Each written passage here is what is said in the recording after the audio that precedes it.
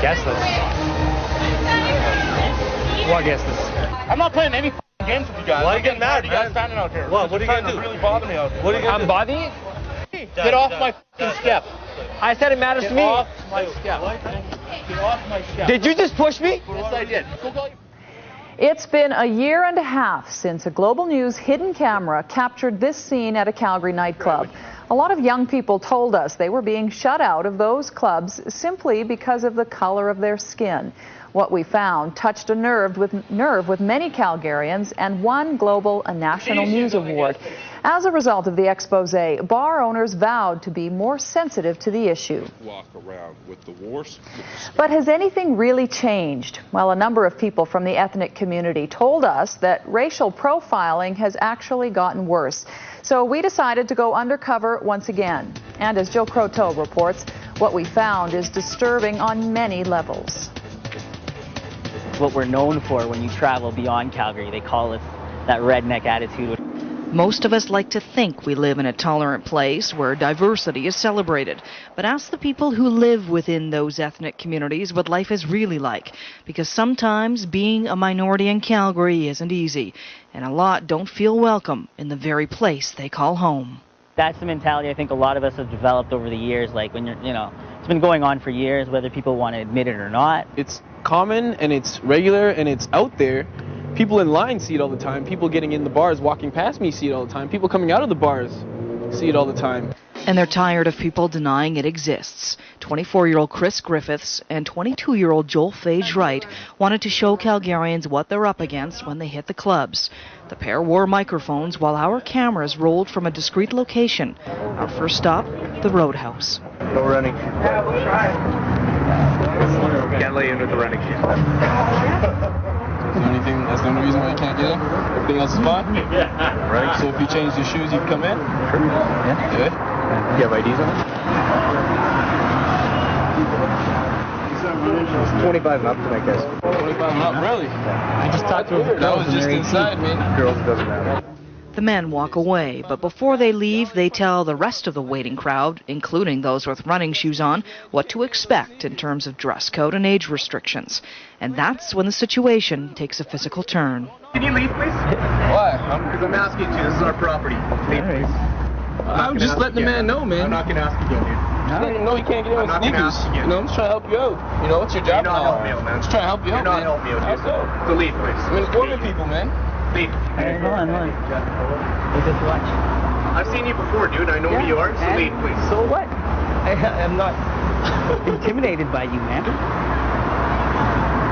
That's weird, man. Aren't you supposed to be doing your job? I don't have a problem. No. Leave, please. Whoa. What's with the violence, man? I'm asking you to leave. Moments after their encounter, we watch as young Caucasian men with running shoes do get inside the bar without any resistance.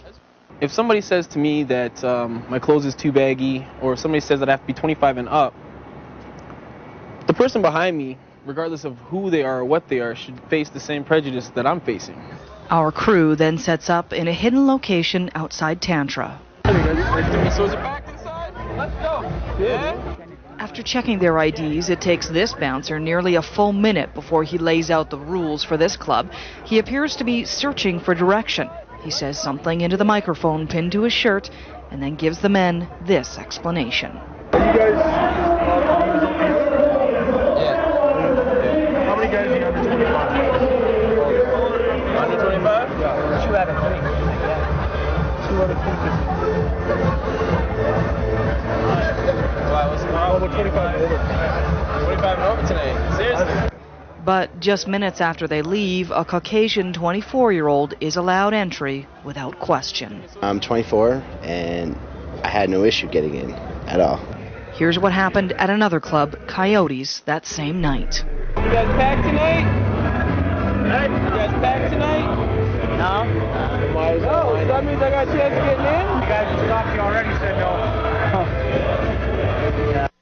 Politics, guys, sorry. Is that the manager that you're talking to? Hey? Manager that you're talking to? Politics. Who's the manager? Are you going to help me with the politics there? Private business? They want. But But this establishment is open to the public. According to the Human Rights Act, if a club wants to consider itself private, it has to consistently operate that way. This club doesn't. And even as the men continue their conversation with the police officer who's been paid by the bar to patrol outside the door, the bouncer waves over the 4 Caucasian people waiting in line behind them. They're getting in. Well, that's because you're blocking the line and you were told you weren't getting there. Then at the Whiskey nightclub, the bouncer takes issue with the way one of the men is dressed. Really? What's that bag? That's a large shirt. They're turned away, and our cameras continue to roll as we watch others with untucked shirts get in. Bouncers at another club, Mint, won't allow the men in, citing dress code and age requirements. We have a lot of money we'll spend. No, I understand that, but it's just part of the bar's dress code, and that's it. We get a lot of corporate people, we get a lot of lawyers, stuff like that, and they see somebody this and that, and they freak out. It's like you're cleaning up in your house and you don't want to pick up the dirt, and you just sweep it underneath the rug. You know what I mean? I feel as though you're trying to push me aside. Everybody doesn't believe this stuff happens, but it's been happening. It's obvious. We proved that tonight, and it's happening a lot. For Global News, this is Jill Croteau reporting. Chris and Joel tried to get into 6 clubs that night. They were denied entrance into 5 places. They were able to get into Cowboys. We'll have reaction from bar owners tomorrow night. We're looking for your feedback on this story in several ways. We want to hear from you about racism in Calgary. We're taping a town hall discussion this Wednesday night at Global at 7:30 p.m. If you'd like to participate in our forum, email us at globalnews.calgary@globaltv.com and share your views.